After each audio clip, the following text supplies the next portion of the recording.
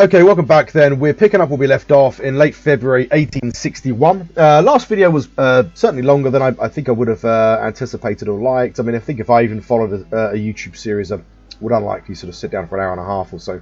So I'll try and keep it to kind of 45 minutes to an hour, something like that.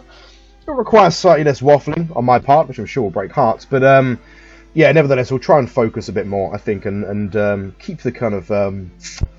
keep the kind of campaign diary, which is what this really is. I'm not intending to be a YouTube computer game or anything, but would like to depict a campaign of Pride of Nations on YouTube. But nevertheless, I think we'll try and keep them a bit more disciplined, a bit more succinct. And with that in mind, I'll crack on. And by way of a preamble for, I think, this particular video, I've given some thought over the last couple of days in terms of the kind of grand strategy really for 61, because we had a pretty good year in a lot of ways in 1860. You know, the war started, what, a year ago? Late January 1860. And we're going up against a much larger force that has some serious technological advantages, and it looks like the Austrians are much more committed to this conflict than they were before. I think we caught them, you know, like they made a lot of mistakes in the last war, and they've learned from those mistakes, and they're doing pretty well. We had a pretty good year. I mean, it's a year old. We had a good spring, a good summer, a good autumn for the most part. We overstretched ourselves, and we had a complete, cock-up, really. The debacle at Bucharest was substantial. It's resulted in us losing a fifth of our entire field command entirely. That has to be reconstructed from scratch. And substantial other losses, which have, for the most part, now been... These losses have been kind of, forces have been reconstituted, and we're looking like we're in pretty good shape now, concentrated around Sofia. But suffices to say, we've lost Constanta, we lost Plevna. Both of these places are fortresses with large depots, so these provide a basis really for Austrian operations further south towards Adrianople and Constantinople and Sofia. So we're in a dangerous situation, and we've lost the initiative. The Austrians very much have the initiative now, so we have to sort of play this carefully. We're in a bit of a strange situation, insofar as the Austrian army is... A large part of the Austrian army is comprised of reserve corps.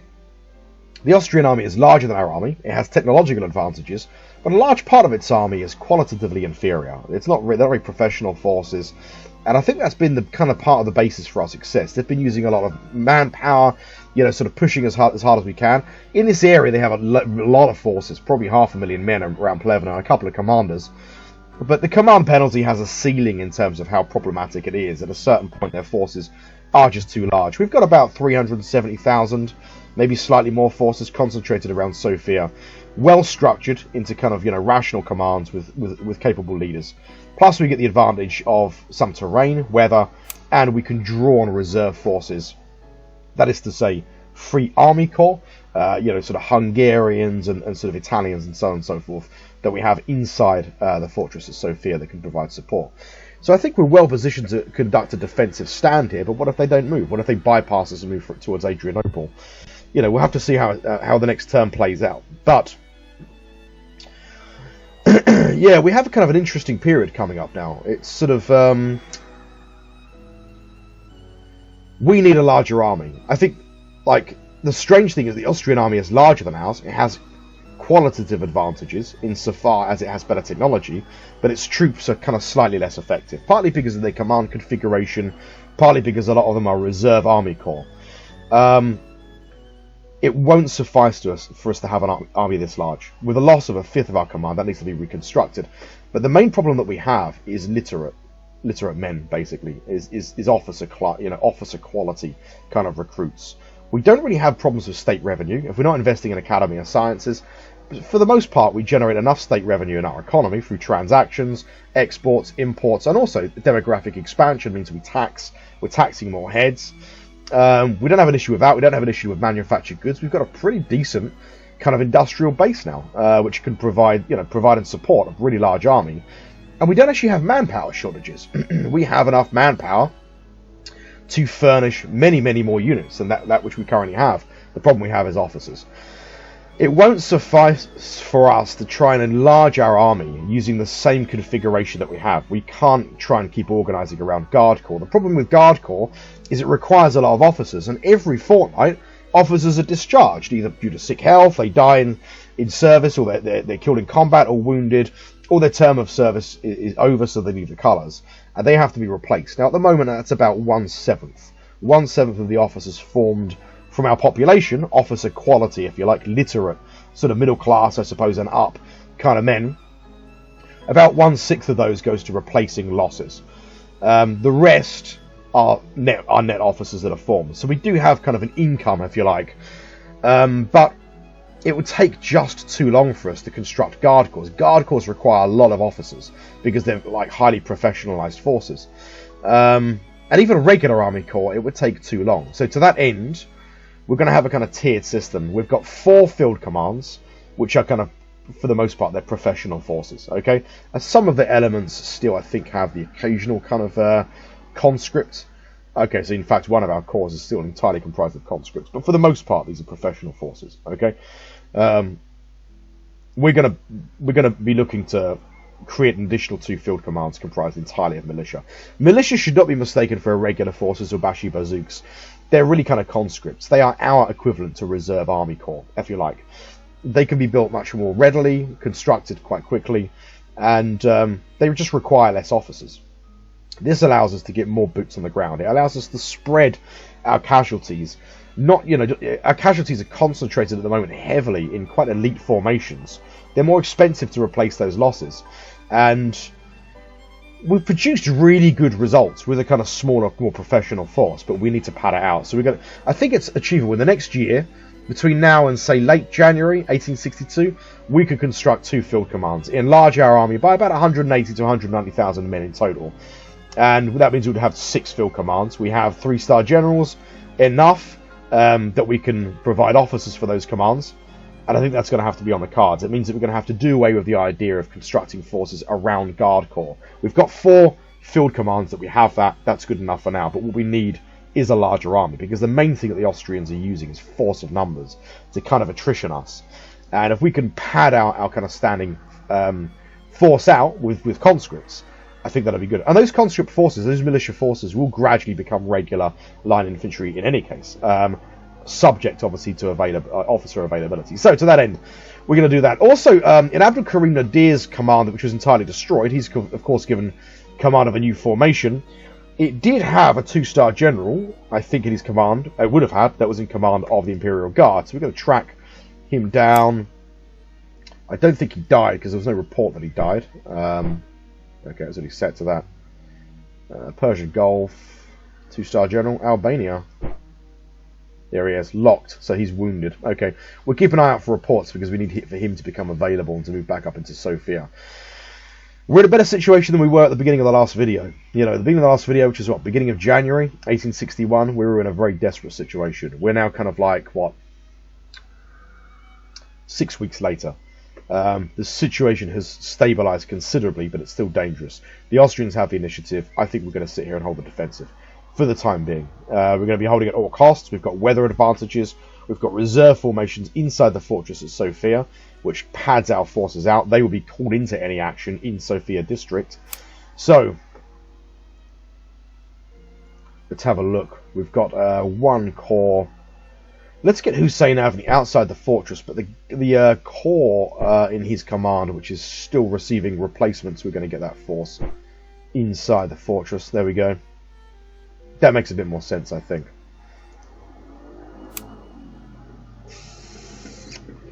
So what have we got inside here? So we've got a couple of free army corps, Italians, Hungarians and such.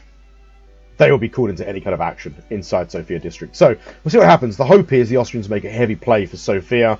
That allows us to counter any kind of move. We do have smaller brigade-sized forces. We've got Bashi Bazooks, which we're going to keep in place. We'll put the Bashi Bazooks in Pristina, I think. Newly formed town in Pristina. We'll get them to enter the structure. And this cavalry brigade. Now, the Austrians still have substantial forces inside Sarajevo. It's a shame we don't have available forces, because to besiege the force inside Sarajevo and destroy it entirely would be a real boon. But we're going to try and get this cavalry brigade. To set it to avoid combat. We'll set it to retreat if engaged. Offensive posture. And we're going to try and conduct deep raiding operations. 9 days. 14. There we go.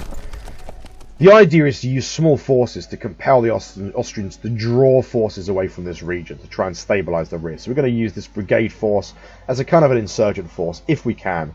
See what area in the rear is open. You know, we'll fall back. It's set to fall back if it engages anything substantial, but we're going to try and destroy some railroads, create some kind of disruption. It may not be possible for us to get through, but there's no point having a kind of cavalry brigade sitting in Macedonia doing absolutely nothing, as it has been doing, frankly, for the last 6 weeks.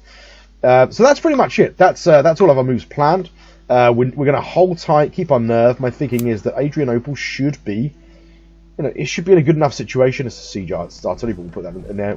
I think, yeah, Adrianople, it's a large modern fortress. It already has fortress divisions. We're going to start churning out fortress divisions as well, incidentally. The priority is getting field commands, and then we're going to start churning out a lot of fortress divisions. We've got a Polish, free Polish corps. That's in the process of being constructed. And in the event of an Austrian siege in Adrianople, large numbers of fortress troops will be added to this permanent force. So that's it. Let's read through the reports really quickly. US Congress votes for replacements and so on. Okay, so this is the American Civil War. Let's have a look at how that's going, just for kind of historical novelty's sake. Yeah, it looks like already the Union's doing quite well in the kind of in the West. And in the East they have Norfolk, Tidewater. Okay. Keep an eye on the situation, see what happens there. Hasn't really affected our economy much yet. Pasha fleet conducted some raiding. That's good. We'll keep them there for another fortnight, I think. So the idea is we're hoping we're going to inflict a decisive defeat in a defensive action. I think Omar Pasha theoretically should be the senior commander here. He has the most seniority and received his promotion, I believe, before.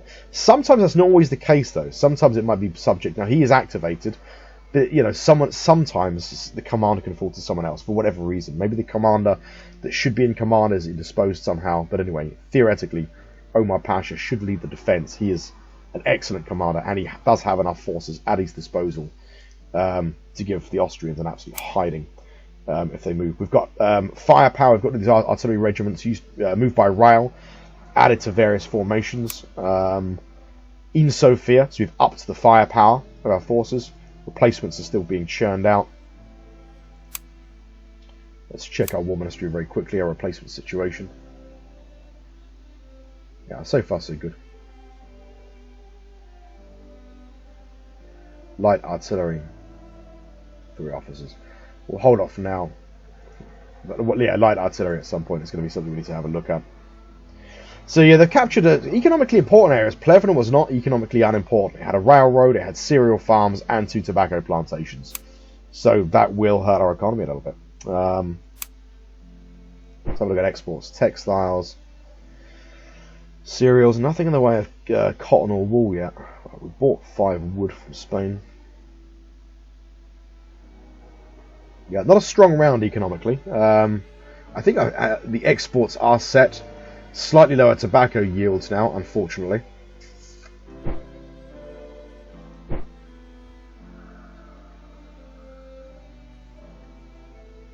Coal is good at 85. Okay, economically everything's good. Now Austria, of course, refused our peace proposal. That's fairly predictable. Probably we'll see how the next few months go, but if it carries on being like this and we're on the back foot and we're gradually, you know, like kind of sort of crushed in a sort of vice from Sarajevo, Plevna, unfortunately this time round our 3rd war, we may have to look at kind of ditching Bosnia as a kind of, you know, as a trading chip. I would rather not, but that may be something that we have to consider. If it's even accepted, it may not be accepted by the Austrians. So.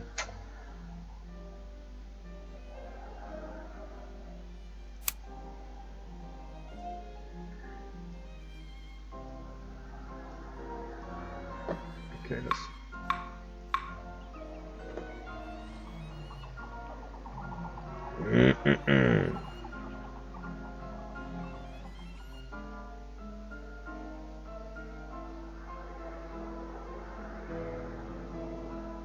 Okay, let's do a pacify in Aden, because this force we intend to keep here long term.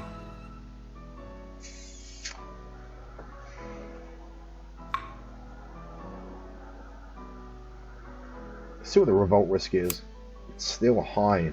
3.68. That is bonkers.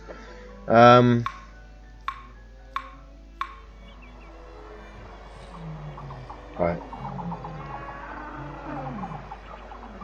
Annoyingly expensive, but something we're going to have to consider doing.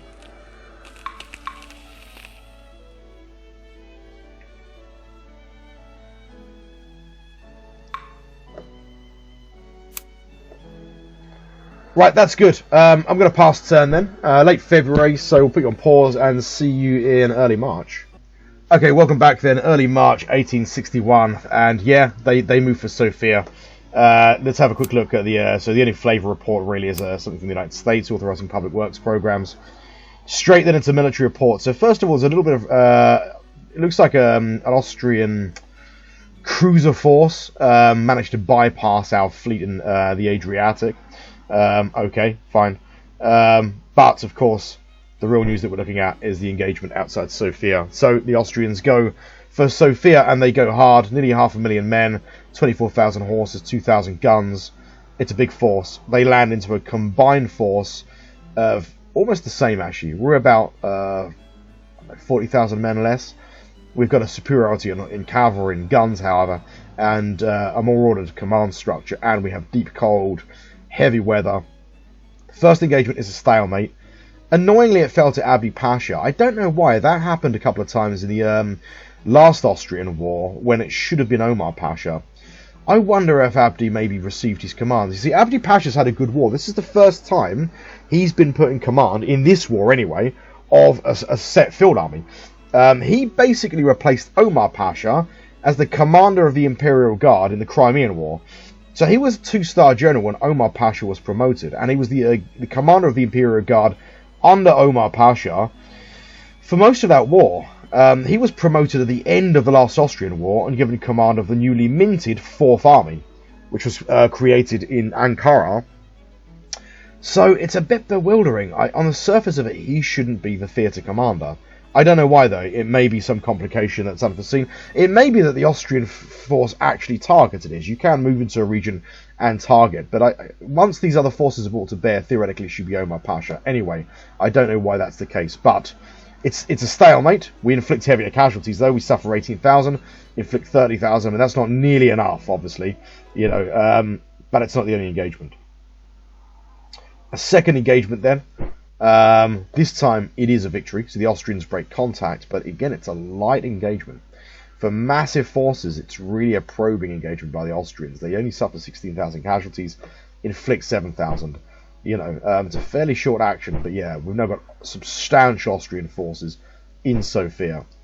My thinking is, let's hold the defensive for the time being. You know, we've got even Steven's numbers, we're inflicting heavier casualties on the Austrians.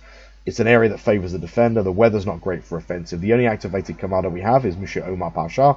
So to that end, we're going to sit tight, I think, for the time being. Now, we can't see other Austrian forces. Where have they gone? I'm wondering if my probe has resulted in the Austrians. That said, it would take them a fortnight to react. So I don't know. We can't see other Austrian forces at the moment. And it looks like the lion's share of the Austrian forces are now in Sofia. So the hope is a big engagement next turn. They're all set to defensive. They're all set to hold at all costs. We're going to go again. And let's have a look at the reserve forces. They were ultimately committed, but they didn't suffer any casualties. We're waiting for one more element to join the 3rd Corps in Hussein Avni's force. So the other engagements then is we do, in the Ionian Sea, catch some Austrian transports flat-footed, sink them to no losses of our own. That's really good to see. So that's, I mean, basically a brigade's worth of Austrian forces in the drink, kicking back in Davy Jones's locker. Good to see. It's a small thing, but it's, you know, it's we'll take it sort of thing. Let's get the main Imperial fleet then back to. So that's the merchants back to Constantinople, I think. 14 days. Good stuff. Let's quickly check in Constantinople. Quickly check. We have got merchants being constructed there. No, that's fine. Not done yet. And then we've got the raiding force itself back in Smyrna. Look at that. Look at how quickly that guard corps is constructed. That's what I'm talking about. You know, we're really waiting on the guns. We can churn these out on a production line basis, frankly. You know, we could probably make one of these a month and we need 6 plus a load of service asset units. So my thinking is, we keep churning these out. We keep tapping our manpower, our state revenue. How much is it to build another one? 21 officers, we've got 20. We need a state revenue. So far hasn't been much of a bottleneck. Let's quickly check our outlays. Just make sure that we're not ploughing anything to Academy of Sciences. That is something we want to do long term, but Academy of Sciences is, you know, at the moment it's a military emergency. We need more troops. So yeah, there's nothing being spent here. That's fine. So that will begin to tally up for sure. The larger our army becomes, the slower that will tally up because, you know, there is an outlay to maintain our standing force. So Ionian Sea, that's good. So the brigade, the kind of raiding brigade that we sent, the insurgent force, if you like, it is engaged, it is defeated, and it suffers 400 casualties, but of a force of 1,300, that's not great.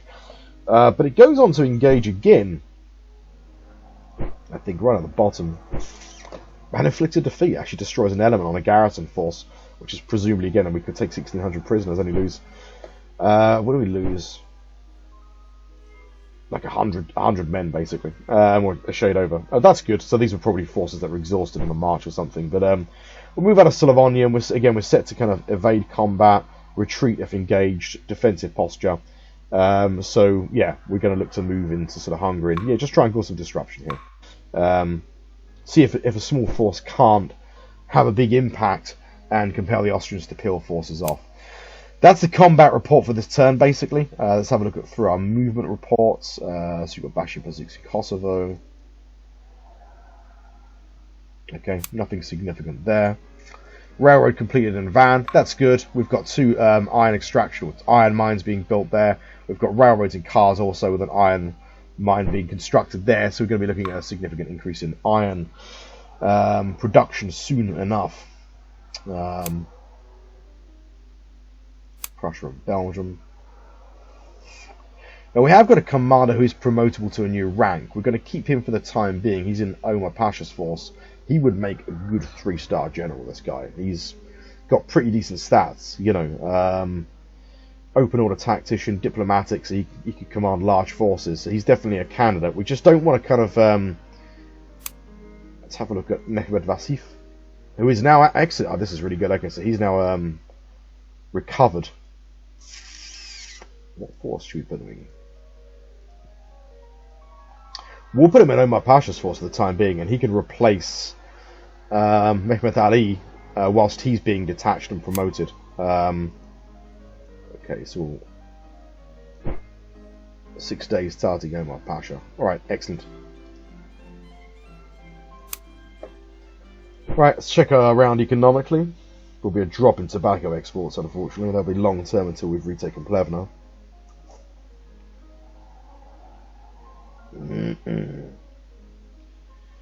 133 goods for 484. Okay, that's, you know, not great, not terrible. 72 exported for 223, 60 imports. That's alright. Let's check our exports, make sure everything is set.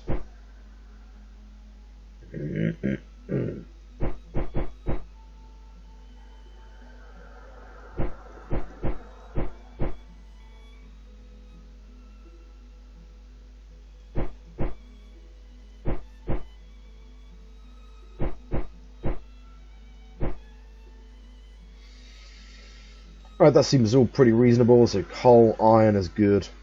Military supplies, ammunition.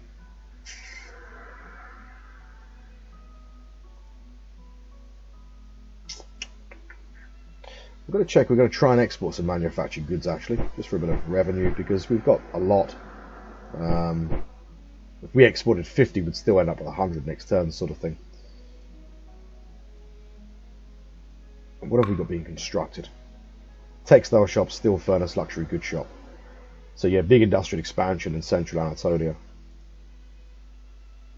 Thinking of a textile shop somewhere might be, you know, not the worst shout, actually. What are our options?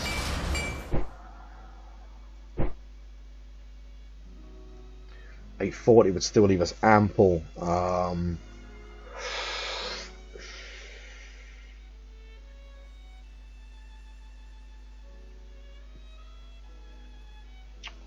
$1,000 capital, 100 money. Another shipbuilding plant. Don't really need that though, frankly. Or an ammunition shop.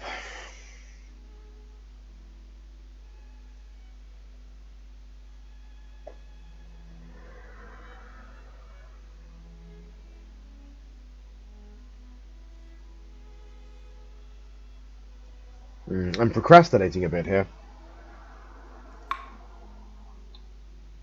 Let's have a look at our assets balance.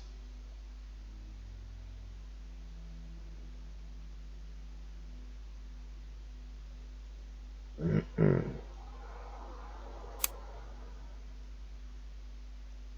thinking more suppliers, because we can always export suppliers, and where we have really significant concentration, we have this in Plevna, we do eat through the supplies pretty quickly. So yeah, we're going to look at industrial expansion that sort of benefits the army. Arms shop is supplies steel and ammunition. Military gear is pure supply. Where though? Sinop, Trabzon. Yeah, we'll go with Sinop, I think.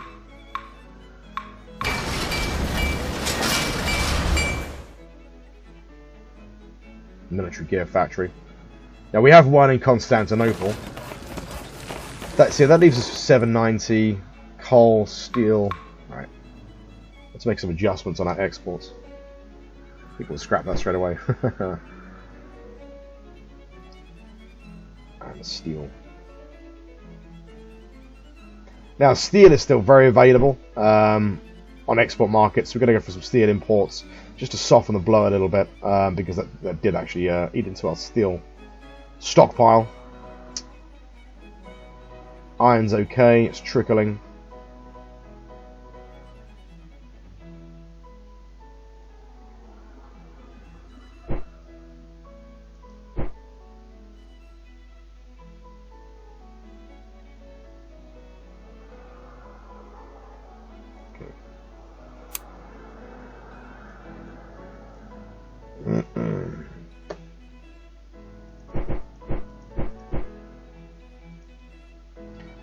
Right, that's good. So we're not too far off being able to begin the construction of an additional army corps. Again, that'll probably be Smyrna or somewhere like that, maybe Ankara. This should cover operational costs. Yeah, we're in pretty good shape, that's fine. So we've got fairly rapid economic growth, especially happening in Anatolia, despite the war raging. You know, it's much deeper now. It's, you know, deep economic growth in Sinop. Sinop and Ankara are being turned into serious industrial sites. We've got military gear factory going in there, which basically supplies steel furnace, luxury goods shop, textile shop, and then in we've got a luxury shop already in Smyrna. Yeah, so that's all good. Okay. Just check other reports.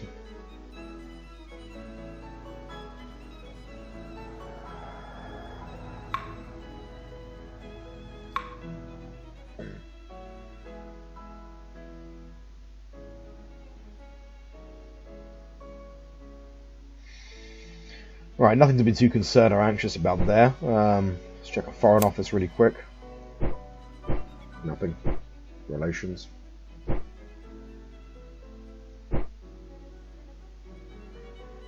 Well, let's have like a long-term project, which is China, right? We propose a state visit.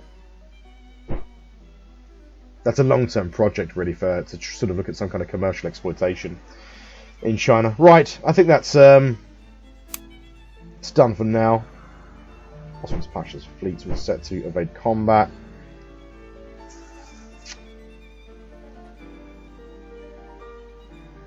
We'll do the same with these boys, I think.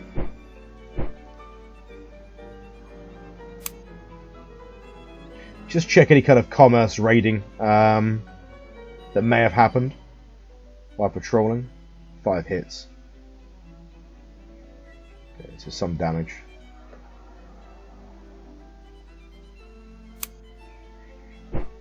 That's good. So we've got spare parts for merchant ships.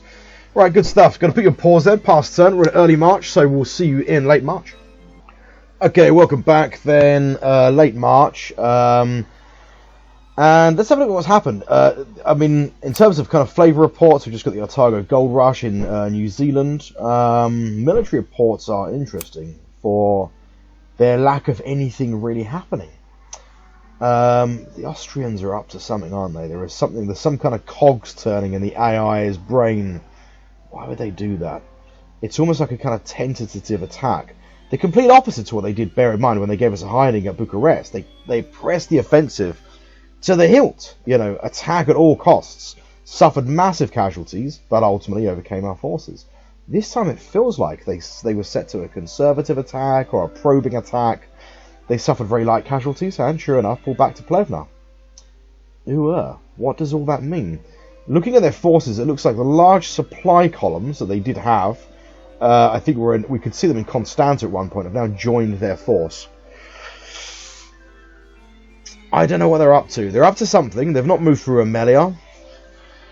Yeah, I don't know. Don't know what to make of it. But we've held Sofia for the time being. Maybe it's the weather. Maybe they've got supply difficulties. I mean, Plevna was empty when they took it.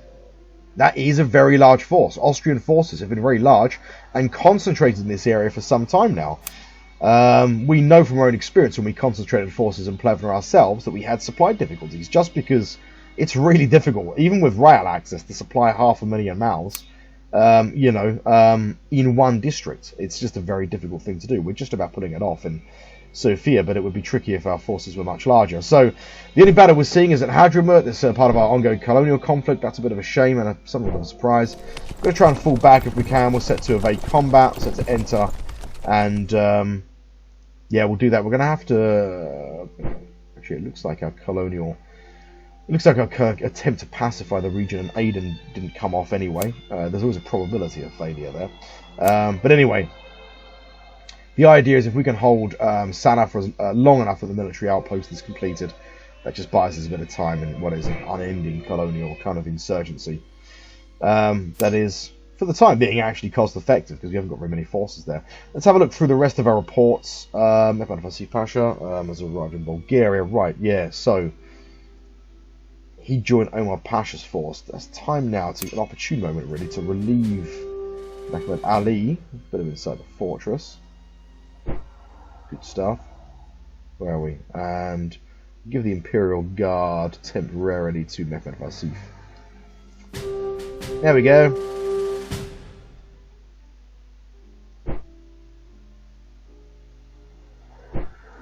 Marvelous. So we'll set him to promote. And let's look at the infantry corps. All elements. Oh no, that's the wrong one. That's why. No, same applies. All elements are now with this force. You can see by the little kind of chevrons along here. If you don't know, if you don't want to count the actual elements here, so that's good. That can then his force can now join Hussein Avni's force, which is a corps light, and that is late March. All that time later, our army now completely reconstituted. So there.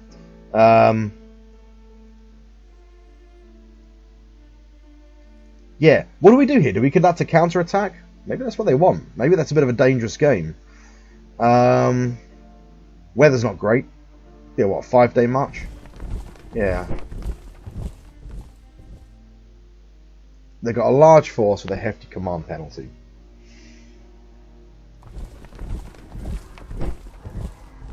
All of our forces are activated.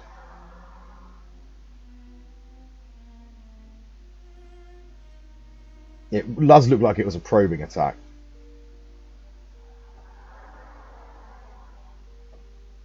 It's flat ground. It would be a big battle. We can't see anything up here. We've got Bashi bazooks in Varna, so I don't think they have anything there.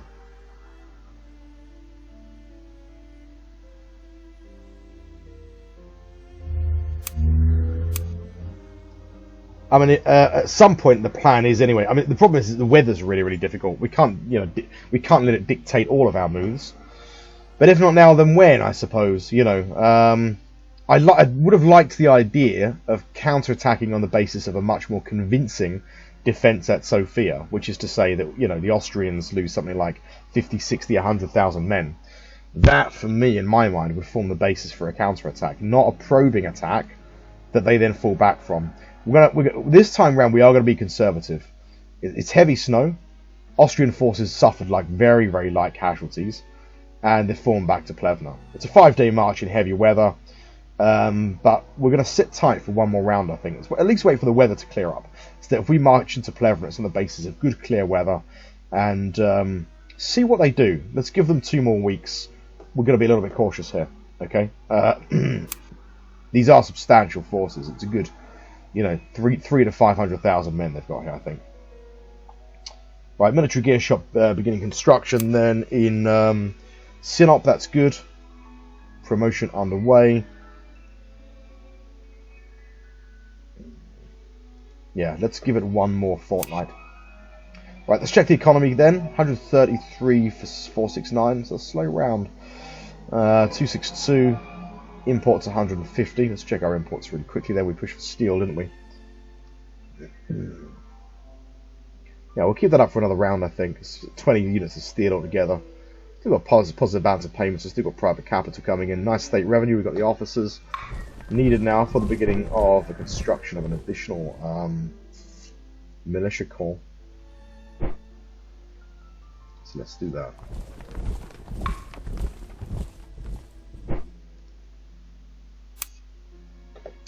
And this force has completed construction. Let's begin to kind of assemble. Yeah, let's assemble it. Begin assembling the force gradually, I suppose, at Adrianople. Put them on rails. 4 days. Good stuff. That can function as a reserve corps for the time being. If one of these army corps and these forces are badly hit, we can get them back to Adrianople on rails. The main problem we have here now is our lines of communication. If the Austrians try to make a push for Remelia, that cuts the line of communication to our junction at Sofia. Because our rail line runs through Remelia to Sofia. The line in the south, we could try, and the next thing we could look at doing is, this would serve 2 purposes. A military exigence which would connect up Sofia to Thessalonica, which means we've got a nice rail line across the kind of tobacco belt, then it goes north. So we'll always have rail access to Sofia on that basis. It'll take time to build anyway, a year. But also, it gives our coal mine and Petric railroad access, which would increase its production capacity. So, food for thought. We don't have the revenue to do it, or the private capital to do it just yet. Let's get our exports set.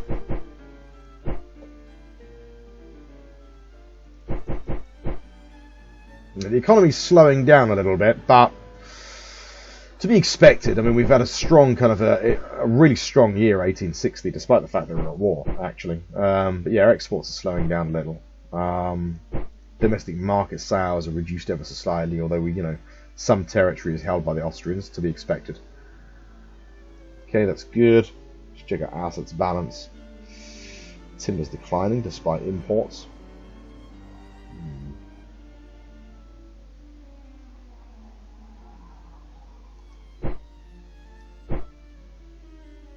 So 7 units of coal per turn deficit. Still not quite self-sufficient. And of course we've got a lot of factories opening up, all of which consume coal. And every stretch of railroad that opens up increases demand on coal as well. So yeah, there's reasons for that.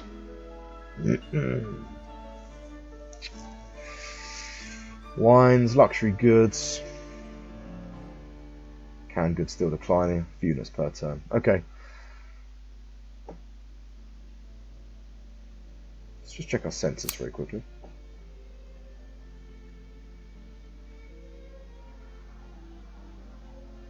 Okay, no major problems. No strikes, no demonstrations.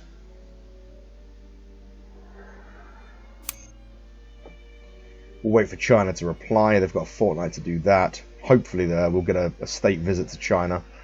Send some kind of dignitary or something, and that'll kind of bump up our relations. And it's a long-term thing, that. If we could kind of do that maybe once a year, or once every couple of years, we would be in a position to get a trade deal with them. Good.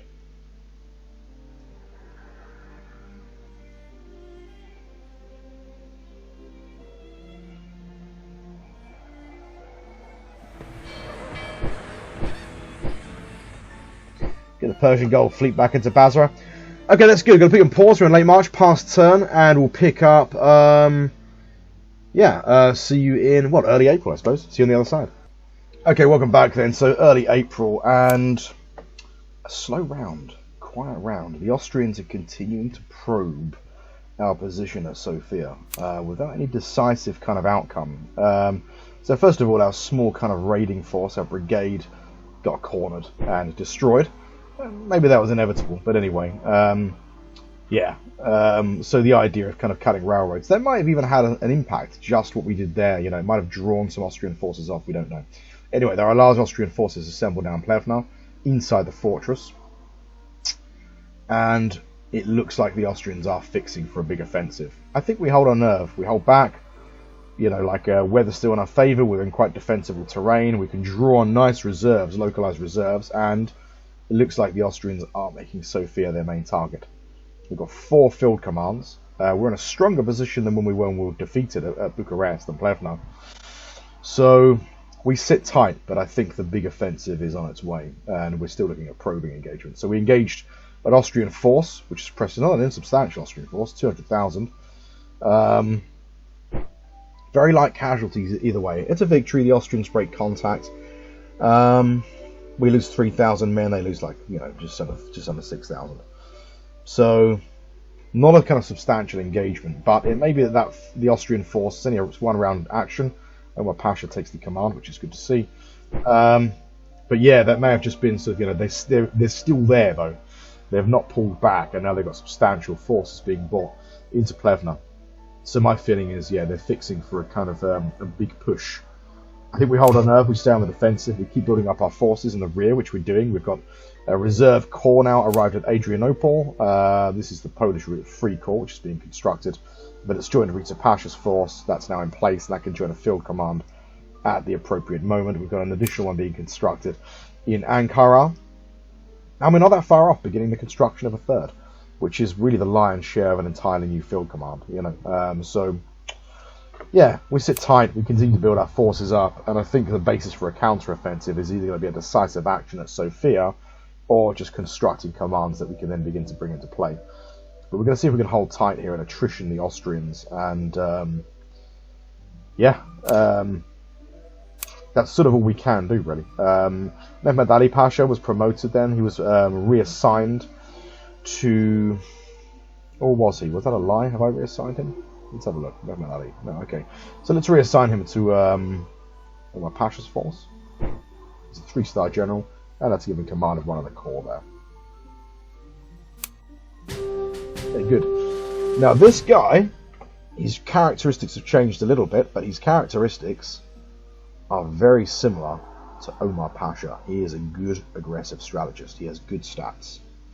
Not a great defensive commander yet, but neither was Omar Pasha to begin with, you know. But he's a good offensive commander, got a good strategic value, and double diplomatic abilities as well, which means that unlike Omar Pasha, when he really kind of emerges as a big player, he's going to be able to command larger armies than Omar Pasha.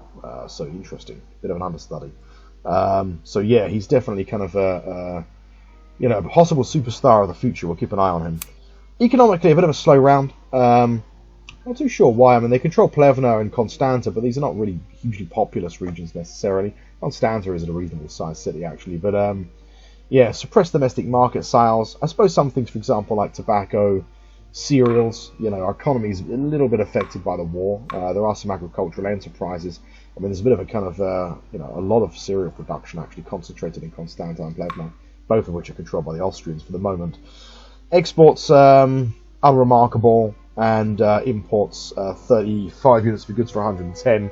So we're pressing for steel imports for the time being. No big moves economically this turn. I have set exports for the purpose of making the round a bit more succinct. Assets balance looks decent. Domestic demand is met. Average national satisfaction down ever so slightly, although down from a high watermark.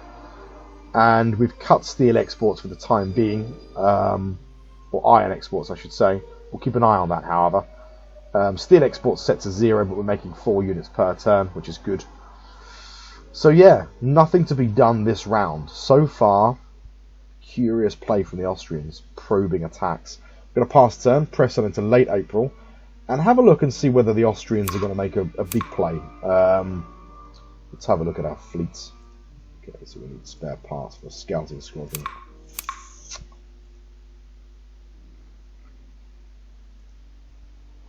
We've got a merchant fleet almost ready for sale. We're going to send that to China, I think. Yeah, nothing to be done this turn. Let's have a quick look at our War Ministry. Spare parts then. Let's invest 100 plus 2 manufactured goods. 4 replacement parts for merchant ships. We need replacement parts for light warships also. 36 unit officer constant. Okay, that's fine. We've got ample resources to do that.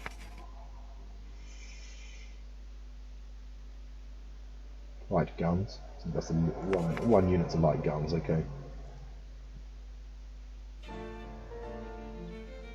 Okay, that's all for now. Yeah, so we'll sit tight. I'll pass the turn, and we'll see you in late April.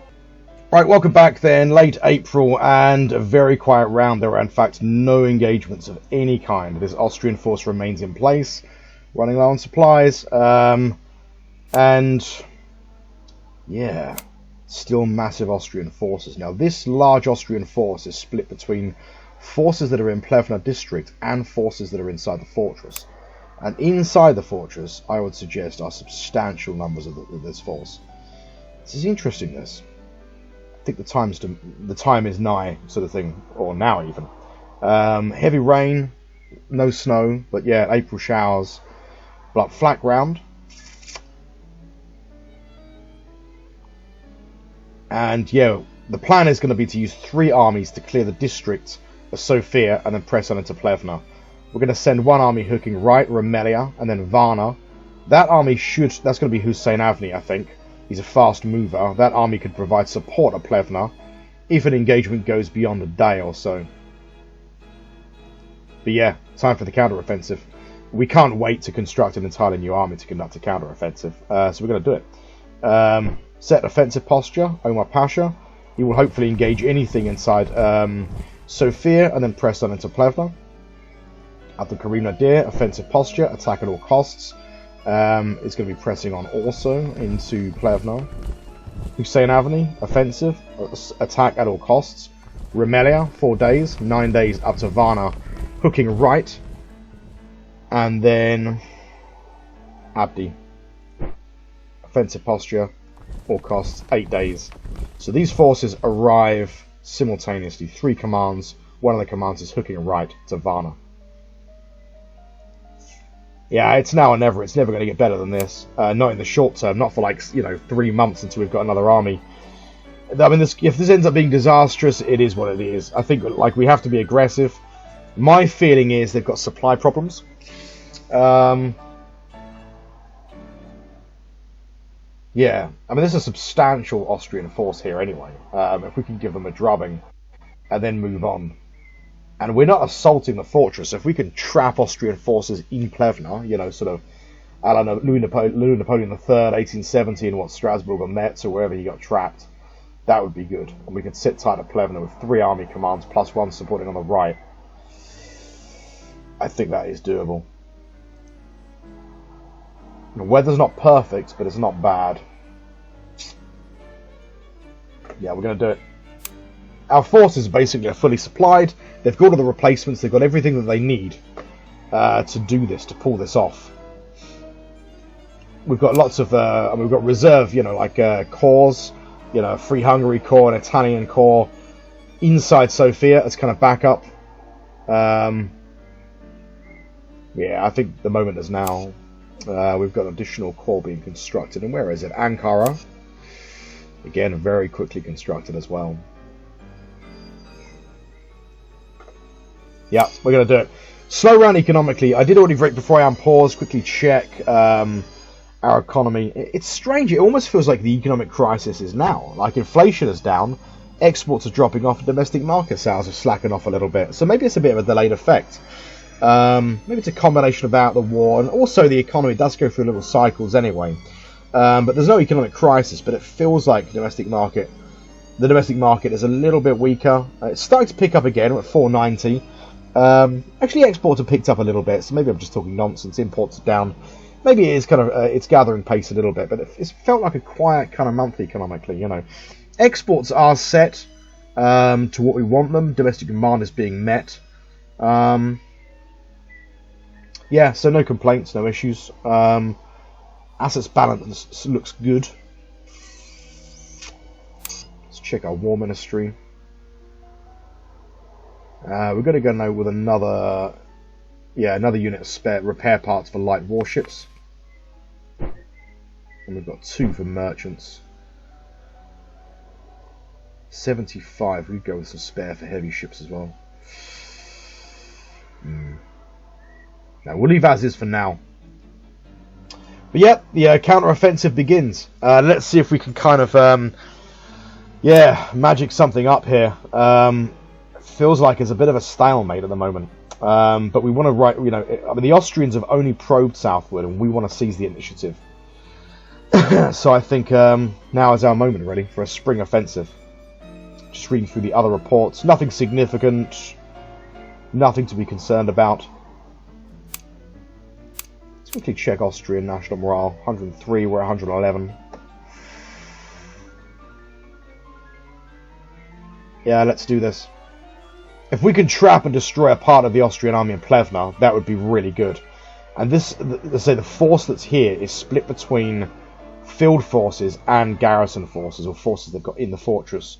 If we can hold a position, not leave Plevna, keep that city besieged, we can draw supplies, from Adrianople, from Sofia, even from Salonika, and that force will remain trapped. We'd have to keep a force on an offensive posture outside the fortress to keep it clear. But anyway, going to pass the turn, so quite a quick turn that. Nothing dramatic has happened. Keeping our ships in port for the time being, although we have spotted fairly significant Austrian sort of shipping in the Mediterranean trade box, raiders I would imagine. So at some point we're going to move to counter those, but we have ships that are conducting repairs. Just in terms of sort of what's going on abroad, Russia, for many years now, 5 years I think, have been embroiled in a conflict in Scandinavia, along with the Prussians. Yeah, interesting to sort of see what's happening there.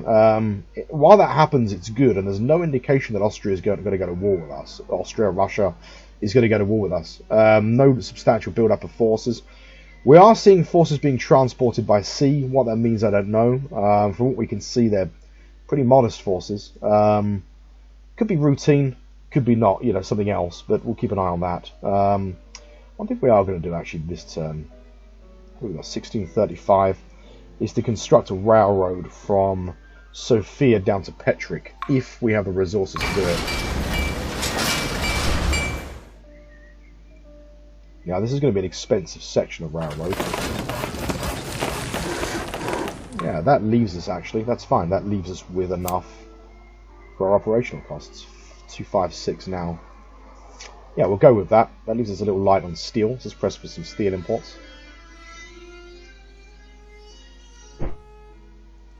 And steel is readily available on the sort of export market for the time being. Okay, so we should end up with 54 next turn from 19. Coal is okay. Iron, we're losing, but we've got iron mines in construction.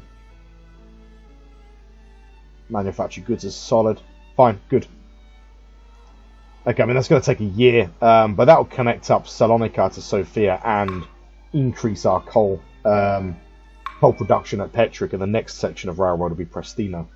Obviously, this is a bit of a dangerous area, for construction. That said, occupation by enemy forces doesn't necessarily, it can delay construction, but it doesn't sort of end, it's not sort of 20th century warfare. So, we're going to put you on pause past turn, and we'll see what happens late April, so see you in early May. Right, welcome back then, early May 1861, and yeah, big round. So let's have a look. Our plan was to send 3 of the armies into Plevna. Hussein Abi was going to hook right up to Varna, and on the surface that pretty much is exactly what's happened. So the first engagement then is at Sofia district. It's a victory, it's led by Omar Pasha. We suffered 16,000 casualties, inflict 35,000. Yeah, big action against a large Austrian force. We don't inflict colossal casualties, but it's enough. I'm happy with that. And the Austrians break contact, but I don't think they fall back, because they still have substantial forces in Sofia. Now, the Austrians, I think, send a force, they split their force in Plevna. They send a force to Sofia, which kind of slips past our forces, somehow, and another force to Varna. And they engage at Varna, they destroy the garrison at Varna very, very quickly, and occupy Varna with a kind of a diversionary attack comprised of about 133,000 men under the command of Ferdinand von Ostrich. And that, of course, is the location where Hussein Avni is going to be heading to through Amelia. Second engagement then is the big battle. We get 3 national morale points for this, so it's a victory.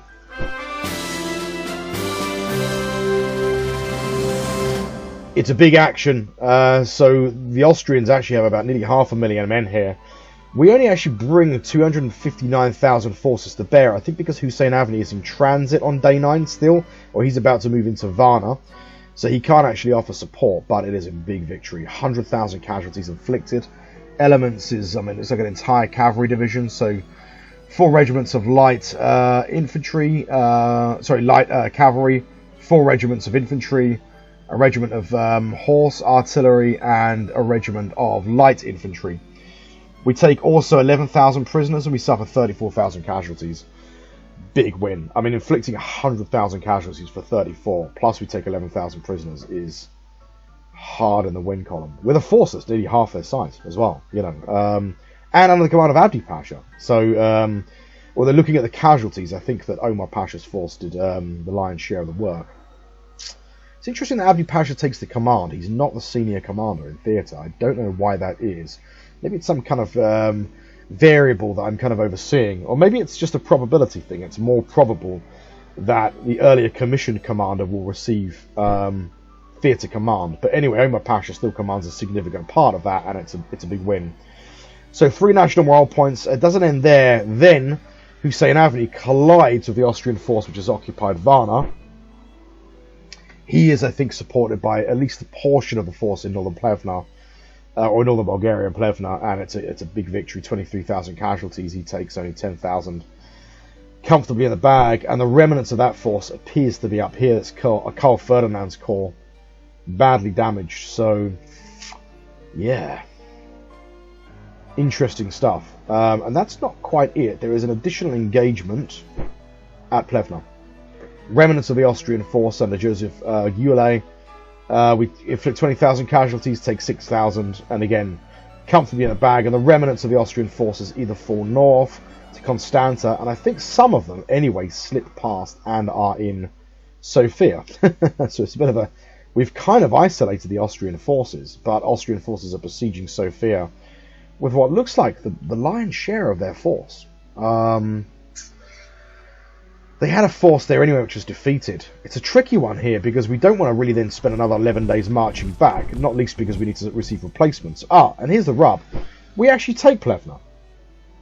So I think whatever they had in Plevna, they removed from the fortress during the process of that turn, leaving the fortress isolated. And yeah, we take it. Plevna's in the bag, but they're besieging Sofia. Now, what do we do from here? It's going to take a day or two to think about, I think. But yeah, the counter-offensive is successful. A large Austrian force remains isolated at Sofia. I mean, they can open up a line of communication through Agosta, or they might actually press really hard for Plevna, or they might look to assault Sofia. I don't know. Sofia would result in a national morale point loss. But anyway, yeah, we get 5 national morale points from battles that turn. It's a successful round. The Austrians lose I don't know how many, but they're at 103 now. And they suffer 100,000 casualties. So, big round. I have a think. We'll pick up where we're leaving off there. We're going to be picking up in early May and having a bit of a think about what we do from here, really. I think probably in the next fortnight we're going to have to sit tight anyway, but that will require a bit of thought. Austrian forces remain quiet in the west, but yeah, really pleased with that action. But there are substantial Austrian forces to the rear now. Mixed forces. We've got a good garrison here. It's going to be a big fight. Yes, we've got 2 army corps plus the kind of garrison forces, which are not actually that substantial. But anyway, we'll sit tight, have a think about it, pick up in early May. So yeah, thanks for watching this video, and I'll see you in the next one.